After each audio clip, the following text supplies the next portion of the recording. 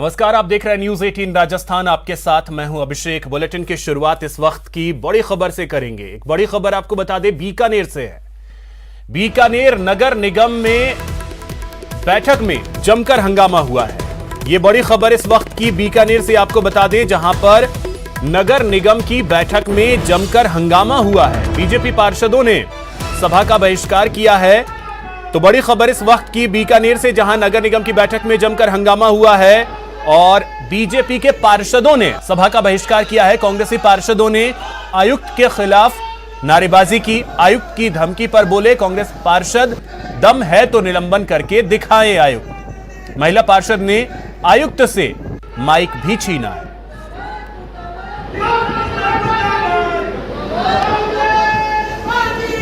तो अधिक जानकारी के साथ सहयोगी मनीष हमारे साथ बीकानेर से जुड़ गए हैं। मनीष, क्या जानकारी, इस वक्त की स्थिति क्या वहां? जी, बीकानेर में आज नगर निगम की साधारण सभा की बैठक जो निगम का आयुक्त हैं उन्होंने बुलाई थी और इस बैठक को लेकर के ही जो महापौर हैं और आयुक्त हैं दोनों के बीच में तकरार हो गई थी। मेयर सहित जो बीजेपी पार्षद है उन्होंने इस बैठक का बहिष्कार कर दिया है और कल रात को ही जो आयुक्त हैं गोपाल लाल, उनकी एक जो चैटिंग है वो भी काफी वायरल हुई थी और इस वायरल चैटिंग के अंदर जो आयुक्त हैं उन्होंने सीधे तौर पर पार्षदों को धमकी दी थी। उन्होंने कहा था कि अगर आप इस बैठक में मौजूद नहीं रहते हैं तो नियमानुसार इन पार्षदों के खिलाफ कार्रवाई भी की जाएगी। उसी को लेकर के जिस तरह से आज बीजेपी पार्षदों ने इस बैठक का बहिष्कार किया, वहीं कांग्रेस पार्षदों में भी दो गुट नजर आए। कांग्रेस के कुछ पार्षद बैठक में मौजूद रहे, वहीं पर आधे पार्षद जो हैं वो आयुक्त के खिलाफ नारेबाजी करने लग गए और नारेबाजी के साथ ही एक महिला पार्षद ने तो कमिश्नर का जो हाथ से माइक भी छीन लिया और साथ ही साथ में धमकी भी दी है कि जिस तरह से कल आयुक्त ने धमकी दी थी पार्षदों के निलंबन की, अगर आयुक्त में दम है तो वो हमको निलंबित करके दिखाए। वहीं पर जो आयुक्त हैं वो खुद भी इस मामले में फंस चुके हैं और इसी को लेकर के जो आयुक्त हैं वो अब दावा कर रहे हैं कि इस कोरम जो बैठक है इसके कोरम को पूरी तरह से मान लिया जाएगा। और उन्होंने कहा है कि जितने पार्षद कैमरे की नजर में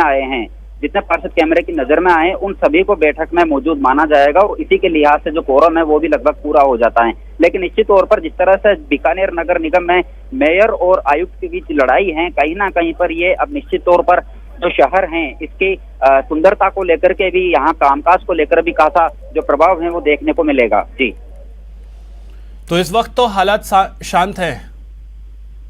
जी, फिलहाल जो कांग्रेसी पार्षद जो हंगामा कर रहे थे उनको बाहर भेज दिया गया है और खुद कांग्रेसी पार्षद भी बाहर आ गए और उसके बाद में बाहर आकर के भी उन्होंने नारेबाजी की और आयुक्त के खिलाफ जमकर नारेबाजी की है। इसके बाद में कांग्रेस पार्षद यहाँ से रवाना हो गए, लेकिन बीजेपी पार्षद तो इस बैठक से पूरी तरह से दूर रहे थे। मेयर खुद दूर रही है और सबसे बड़ी बात, डिप्टी मेयर जो हैं वो भी इस बैठक में नहीं मौजूद रहे। उसके बाद में जो आयुक्त हैं उन्होंने ही बैठक के लिए कहा कि जो यहाँ पर जो मौजूद पार्षद हैं वो ही अपने में से बैठक की अध्यक्षता के लिए किसी एक व्यक्ति को, एक पार्षद को अध्यक्ष चुन ले और उसी की अध्यक्षता में ये बैठक संपन्न होगी। इसी को लेकर के फिलहाल बैठक जो है वो शांतिपूर्ण है, लेकिन कांग्रेसी पार्षद है वो हंगामा करके निकल चुके हैं। कांग्रेस के दोनों गुट हैं जो उजागर हो चुके हैं। एक गुट यहाँ बैठा है, दूसरा गुट है जो हंगामा करके और बैठक का बहिष्कार करके बाहर निकल गया है। जी, चलिए, बहुत शुक्रिया मनीष आपका तमाम जानकारी के लिए।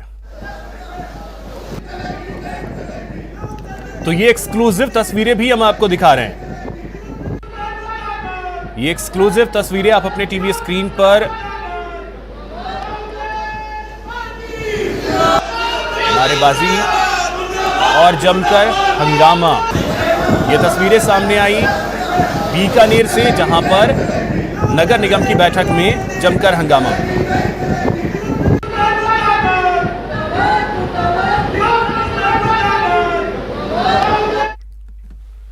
और चलिए एक और बड़ी खबर आपको बताते हैं डूंगरपुर से। यह बड़ी खबर है जहां पर सागवाड़ा नगर पालिका का भवन गिराने का यह मामला। यह बड़ी खबर आपको बता दें, डूंगरपुर से सागवाड़ा नगर पालिका का भवन गिराने का यह मामला।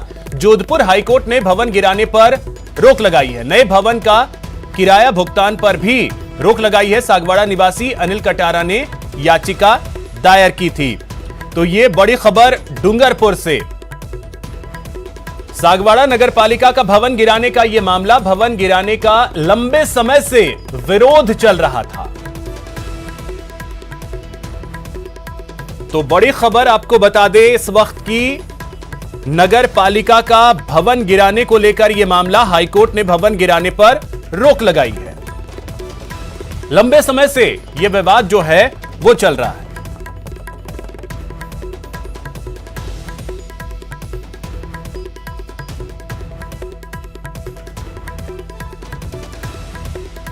तो बड़ी खबर इस वक्त की डूंगरपुर से, जहां पर सागवाड़ा नगर पालिका का भवन गिराने का यह मामला है। जोधपुर हाईकोर्ट ने भवन गिराने पर रोक लगा दी है।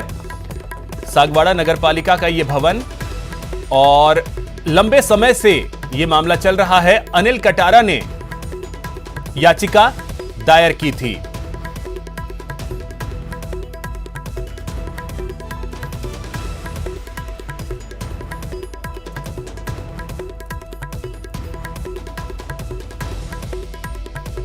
तो आपको बता दें, नए भवन का किराया भुगतान पर भी रोक लगाई गई है। जोधपुर हाईकोर्ट ने भवन गिराने पर रोक लगा दी है। सागवाड़ा का नगरपालिका भवन, जिसे गिराने पर रोक लगाई गई है।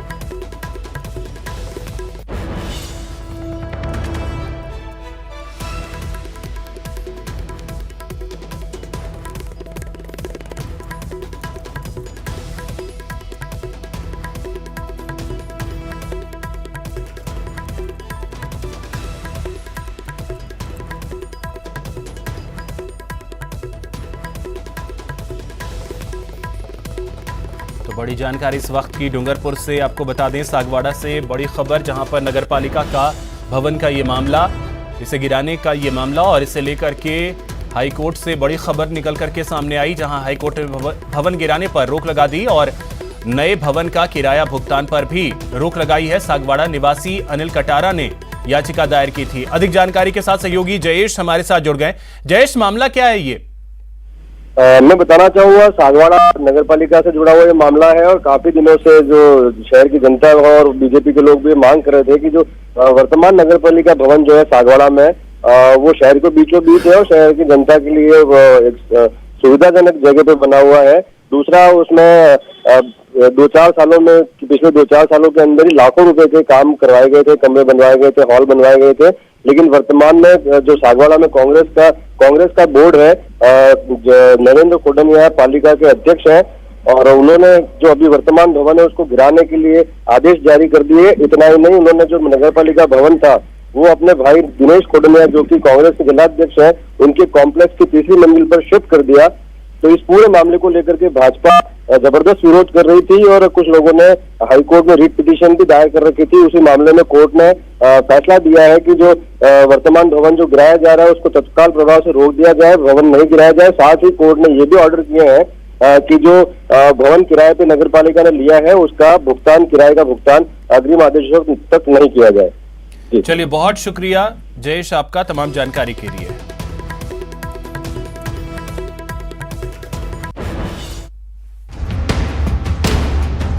अपने अधिकार के लिए नहीं लड़ सकता तो दूसरे को अधिकार कैसे दिलाएगा? ऐसे में यदि अपने अधिकार को लेकर अशोक चांदना ने ये बात कही है तो मैं उसको खंडन करूँ, गलत था।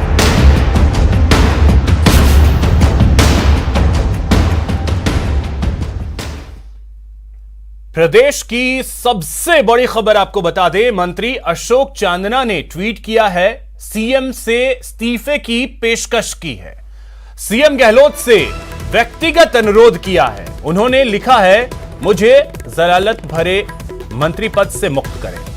मेरे सभी विभागों का चार्ज कुलदीप रांका जी को दिया जाए, क्योंकि वैसे भी वो ही सभी विभाग के मंत्री हैं। यह ट्वीट किया है मंत्री अशोक चांदना ने।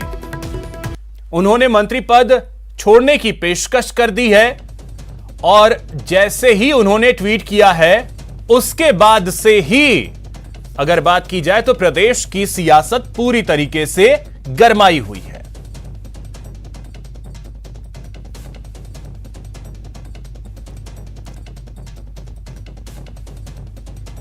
तो कल देर रात ट्वीट किया अशोक चांदना ने, जिसमें उन्होंने मंत्री पद से मुक्त करने की बात कही, और इसके बाद प्रदेश की सियासत में एक तरीके से कहें तो भूचाल सा आ गया।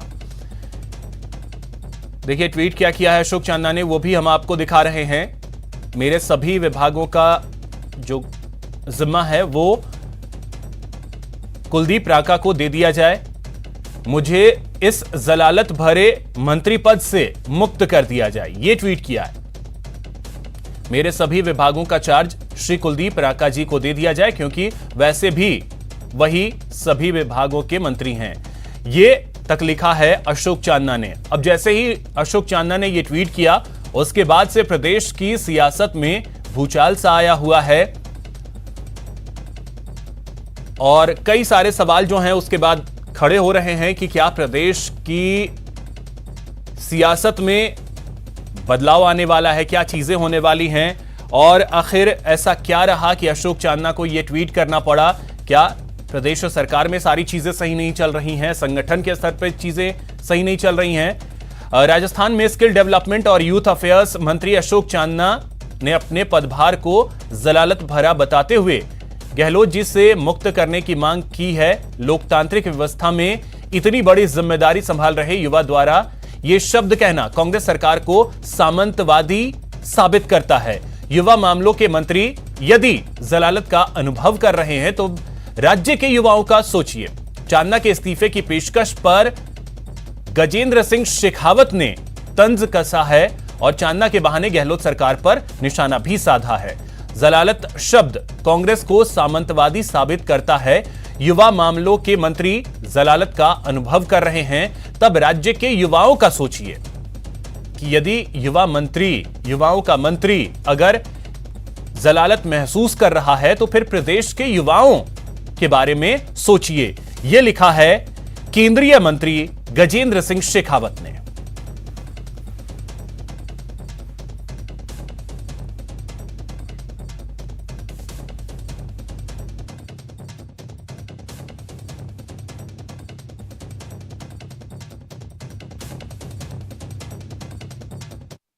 मैं ये कह सकता हूं कि मुझे मेरे विभाग में आज तक ऐसा महसूस नहीं हुआ कि हमको कोई काम करने में तकलीफ हो रही है। मैं किसी पे कोई टिप्पणी नहीं करना चाहता, लेकिन मैं ये मान के चलता हूं कि राजस्थान में मुख्यमंत्री अशोक गहलोत जी के नेतृत्व में कांग्रेस की सरकार शानदार काम कर रही है और ये जनता जनहित में किए जा रहे काम ये लगातार और आगे बढ़ते रहेंगे और हम सब जनता की सेवा करते हैं। खेल मंत्री अशोक चांदना ने हाल ही में जो ट्वीट किया है उसको बाद अब ब्यूरोक्रेसी पर सवाल उठने लगे हैं। हमारे साथ मंत्री प्रताप सिंह खाचरियावास है। सर, जिस तरीके से चांदना जी ने जो ट्वीट किया है उसके बाद जो एक ब्यूरोक्रेसी और सरकार के जो वरिष्ठ मंत्री हैं उनके बीच कामकाज की प्रक्रिया को लेकर कोई क्वेश्चन मत। देखिए, जब सरकारें चलती है तब ब्यूरोक्रेट्स में, मंत्रियों में, ब्यूरोक्रेट्स में, एमएलए में, पार्षद में, ब्यूरोक्रेट्स में टकराव होते रहते हैं। कई बात आती है इस बार, इसमें कोई दौरा ही नहीं कि प्रोटोकॉल में एक एमएलए, एक मिनिस्टर, चीफ सेक्रेटरी से भी बहुत बड़ा है। उनकी जिम्मेदारी बनती है कि यदि किसी विभाग का मंत्री अपनी बात कह रहा है तो ब्यूरोक्रेट्स को उनकी बात माननी चाहिए। अब अशोक चांदना जी ने जो सवाल खड़े किए हैं उनकी क्या नाराजगी है, क्या कारण है? वो खुद बहुत अच्छे यूथ आइकॉन के रूप में काम करते हैं, यूथ कांग्रेस के अध्यक्ष रहे हैं और उनकी मेहनत को सब लोग जानते हैं। हमेशा मेहनत करके अपनी जगह बनाई है और अच्छे स्पोर्ट्समैन हैं। तो उनकी बातों का सम्मान करना, उनकी बातों को सीरियसली लेकर और काम करना, ये हमारी जिम्मेदारी है। और मुख्यमंत्री जी के वो बहुत ज़्यादा नज़दीक है गहलोत साहब के खुद के, तो गहलोत साहब खुद समझते हैं कब कैसे किस पूरे मामले को का सॉल्यूशन करना है। जो खुद तीसरी बार सीएम वो ज़्यादा समझते हैं। चिंतन शिविर में जो मंथन हुआ था उसमें पार्टी को मजबूत करने की बात की गई थी, लेकिन अब जिस तरह से ये जो ट्वीट आ रहे हैं इससे लगता है कि आगे पार्टी संभल पाएगी या नाराजगी? मान कर चलिए आप, ये राजनीति कोई संतों की जमात नहीं है। पॉलिटिक्स तो वॉर है और वॉरियर के रूप में काम करना पड़ता है हर एमएलए को, हर मिनिस्टर को। जो जिंदादिली के साथ लड़ने की, भिड़ने की, मरने की ताकत रहेगा वही जनता में जगह बना पाएगा। जनता को कोई मतलब नहीं है, जनता को रिजल्ट चाहिए। सवाल कांग्रेस बीजेपी का नहीं है। कांग्रेस का जनप्रतिनिधि हो चाहे बीजेपी का जनप्रतिनिधि हो, जो अपनी बात खुलकर नहीं कह सकता, जो अपने अधिकार के लिए नहीं लड़ सकता, तो दूसरे को अधिकार कैसे दिलाएगा? ऐसे में यदि अपने अधिकार को लेकर अशोक चांदना ने ये बात कही है तो मैं उसको खंडन करूं, वो गलत बात है। वो क्या कारण है, उनके मन में क्या दुख है, तो उन्होंने अपने अधिकार का सवाल उठाया है और उस सवाल को सुनना समझना एक परिवार की मॉरल ड्यूटी है। और खुद चीफ मिनिस्टर बहुत सीनियर लीडर हैं, तो उनकी बात उन्होंने अपने परिवार में उठाई है और उन्होंने ट्वीट कर दिया, ये कुछ ज्यादा हो गया। लेकिन फिर भी उनका सम्मान रखना और उनकी बात को समझकर और भविष्य में इस तरह की बात नहीं हो, कोई भी इस तरह का सवाल खड़े तो उनको दूर करना हमारी जिम्मेदारी है। और बिल्कुल ये थे मंत्री प्रताप सिंह खाचरियावास, जिनका कहना है कि जनप्रतिनिधियों को जब जनता के बीच में जाना होता है तब अधिकारी वहां नहीं होते हैं। अब चूंकि चुनाव आने वाले हैं और जनप्रतिनिधियों के बीच, जनता के बीच इनको जाना होगा, ऐसे में अधिकारियों की जो कार्यशैली है उस पर सरकार को गंभीरता से विचार करना चाहिए। राकेश शर्मा, न्यूज़ 18 राजस्थान, जयपुर। राजस्थान में 2023 के होने वाले चुनाव के रुझान अब आना शुरू हो चुके हैं। पहले कांग्रेस के यूथ अध्यक्ष गणेश गोगरा और अब अशोक चांदना के द्वारा जिस तरीके से मुख्यमंत्री जी को कहा है कि मुझे जिम्मेदारी से मुक्त किया जाए और सारा का सारा चार्ज कुलदीप राठौर जी को दे दिया जाए। भारतीय जनता पार्टी जब पहले से कह रही थी कि सरकार के नुमाइंदे, सरकार के अधिकारी भारतीय जनता पार्टी के विधायक और सांसदों के फोन उठाने की जहमत भी नहीं करते, तब हमें लग रहा था सिर्फ भारतीय जनता पार्टी के कार्यकर्ता और नेता ही परेशान है। हमें क्या पता था कि अंदरूनी रूप से कांग्रेस के नेता और कांग्रेस के विधायक और मंत्री भी सरकार के अधिकारी से इतने परेशान हैं। अब ये जगजाहिर होने लगा है। निश्चित रूप से आने वाले समय के अंदर कांग्रेस के नेता भी ये मान चुके हैं कि हमारी 2023 के अंदर गिनी चुनी सीटें आने की संभावना है और अब पलायन का दौर शुरू होने वाला है। कुछ दिनों बाद में रुझान और तेजी से आपको दिखाई देंगे।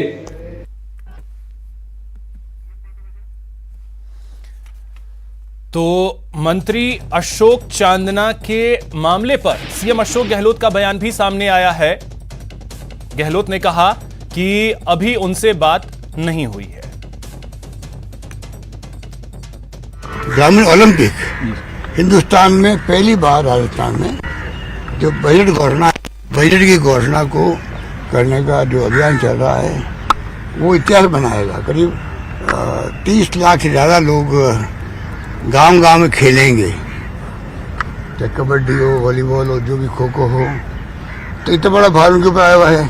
हो सकता है कोई टेंशन में आ गया हो, कोई कमेंट कर दे, ज़्यादा उसको गंभीरता नहीं लेना चाहिए। उनकी बातचीत करें, मेरे पता नहीं अभी मेरी बात भी उनसे नहीं हुई होगी, तो देख लेंगे। वो दबाव में काम कर रहा दिखता मेरे को, इतना बड़ी। तो मुख्यमंत्री अशोक गहलोत को आपने सुना और इसी मामले पर बीजेपी प्रदेश अध्यक्ष सतीश पूनिया का क्या कहना है वो भी आपको सुनाते हैं। देखिए, आज ऐसी परिस्थिति है कि एक मंत्री को ये कहना पड़ा कि मुझे इस जलालत वाले पद से और मुक्ति दिलाएं, तो इतनी बड़ी बात कही है। तो मुझे लगता है कि ये सामान्य बात नहीं है, पर दुर्भाग्य है राजस्थान की जनता के कि उनको एक ऐसी सरकार मिली है जो पिछले 3 वर्षों में अंतर्कलह, अंतर्विरोध या आपसी झगड़े के अलावा न गवर्नेंस है, न कानून व्यवस्था है, न किसी तरीके का विकास है। कुल मिलाकर राजस्थान की जनता को उसी तरीके से ठगा गया जैसे किसानों और बेरोजगारों को ठगा गया। देखिए, अशोक गहलोत ये दूसरी ऐसी सरकार है इनकी तीसरे कार्यकाल के बाद में कि जब ये अल्पमत की सरकार का नेतृत्व कर रहे हैं और ऐसा लगता है कि पार्टी के भीतर भी वो भरोसा खो चुके हैं। तीसरी बात यह है कि उनको अपनी पार्टी के नेताओं और कार्यकर्ताओं पे भरोसा कम है, ब्यूरोक्रेसी पे भी ज़्यादा है। राजस्थान में ब्यूरोक्रेसी किस तरीके से काम करती सबने देखा है। वो ऐसा लगता है कई ब्यूरोक्रेट तो पार्टी का पक्ष बन के काम कर रहे हैं।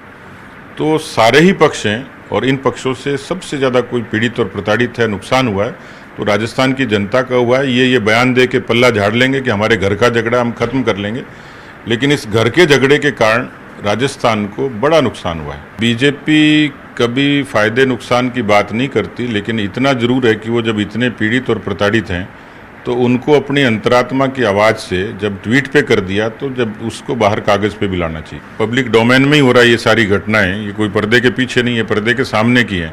अब अंदाज लगाइए कि जब पर्दे के सामने ऐसा कुछ है तो पर्दे के भीतर क्या क्या होगा और क्या होने वाला होगा, ये भविष्य के गर्भ में है।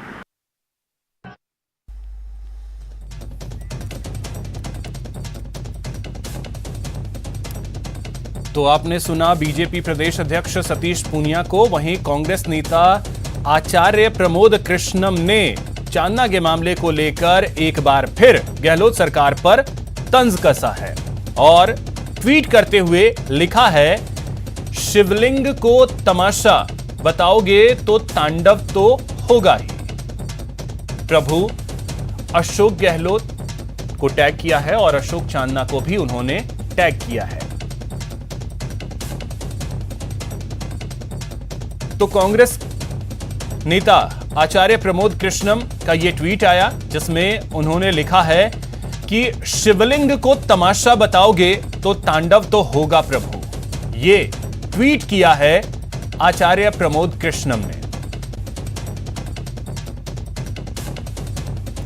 इससे पहले कांग्रेस नेता आचार्य प्रमोद कृष्णम ने चांदना के इस्तीफे वाले ट्वीट पर रीट्वीट किया था उन्होंने और लिखा था कि राजस्थान में सच बोलना पाप है प्रभु, आपको भी पायलट समर्थक मान लिया जाएगा।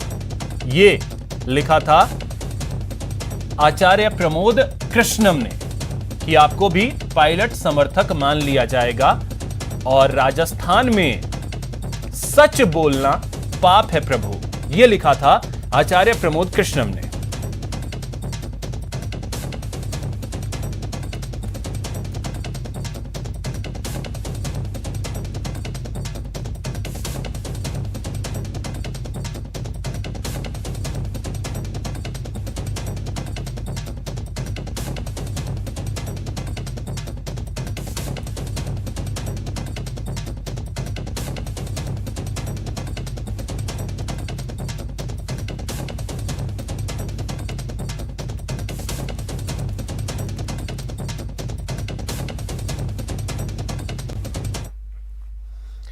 कोटा संभाग के सबसे बड़े अस्पताल एमबीएस अस्पताल की हालत दयनीय हो गई है। यहां चारों तरफ अव्यवस्थाओं का अंबार नजर आता है। मेल वार्ड के अंदर जहां बेडों की हालत खराब है, वहीं उस पर बिछाने के लिए बिस्तर तक नहीं है। इस गर्मी में कूलर और पंखों की बात करना बेमानी है। यहां भर्ती मरीज और उनके परिजनों का कहना है कि अस्पताल में अव्यवस्थाओं को लेकर कई बार अधिकारियों से शिकायत की गई, लेकिन कार्रवाई नहीं हुई।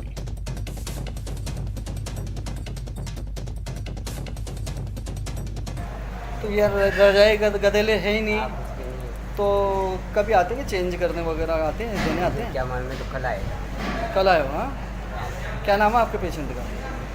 पवन। कहाँ से आए हो? तारक से। जैसलमेर में अवैध खनन माफियाओं के हौसले हद से ज्यादा बुलंद होते नजर आ रहे हैं। यहां 15 मई से 1 महीने के लिए अवैध खनन के विरोध में खनन विभाग अभियान चला रहा है, तो दूसरी ओर यहां के जाजिया गांव में खनन माफिया अवैध खनन में लगे हुए हैं और वो जैसलमेरी पत्थर का खनन कर रहे हैं। यहां के लोगों का कहना है कि कागजों पर और दावों में अवैध खनन माफियाओं के खिलाफ कार्रवाई की बात तो की जाती है, लेकिन हकीकत में होता कुछ और है।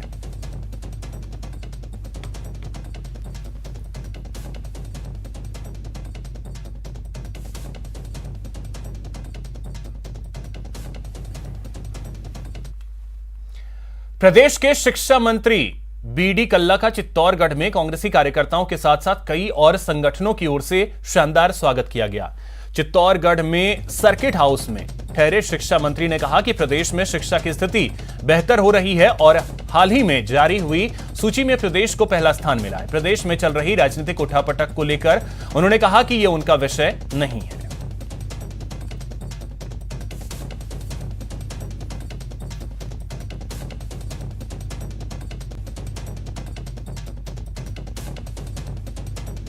विद्यार्थी मित्र जो रेगुलरली काम कर रहे हैं और जो संविदा के आधार पर हैं, उनकी एक कमेटी मेरी अध्यक्षता में माननीय मुख्यमंत्री जी ने बनाई हुई है। उस संविदा कमेटी में हम लोगों ने कई लोगों से बातचीत करके हमारी 9 से अधिक मीटिंग हो चुकी है। चूँकि उसकी रिपोर्ट गुप्त है, पहले कैबिनेट में जाएगी और कैबिनेट उसको अप्रूव करेगी, लेकिन इस बीच में CS ने एक आदेश जारी करके संविदा कर्मी जितने भी हैं, जब भी कोई रेगुलर वैकेंसी निकलेगी, उस वैकेंसी में उन लोगों को बोनस अंक देकर आगे।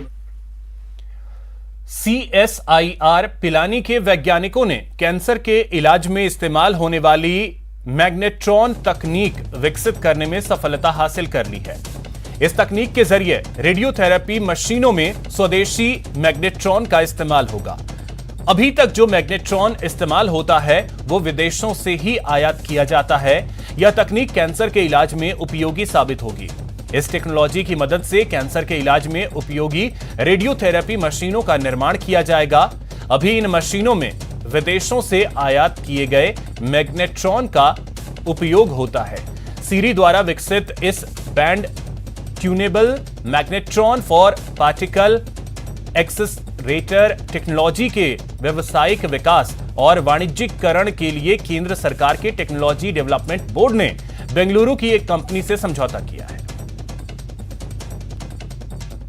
हाल ही में CSIR सीरी ने एक 2.6 megawatt yes band tunable pulse magnetron की टेक्नोलॉजी विकसित की है, जिसका technical know how messrs Panacea technologies private limited Bengaluru के साथ साझा किया गया था और अब इसका देश में ही पूरी तरह से विकसित और कमर्शलाइजेशन करने के लिए एक MOU messrs Panacea technology private limited Bengaluru और टेक्नोलॉजी डेवलपमेंट बोर्ड DST के साथ साइन हुआ है।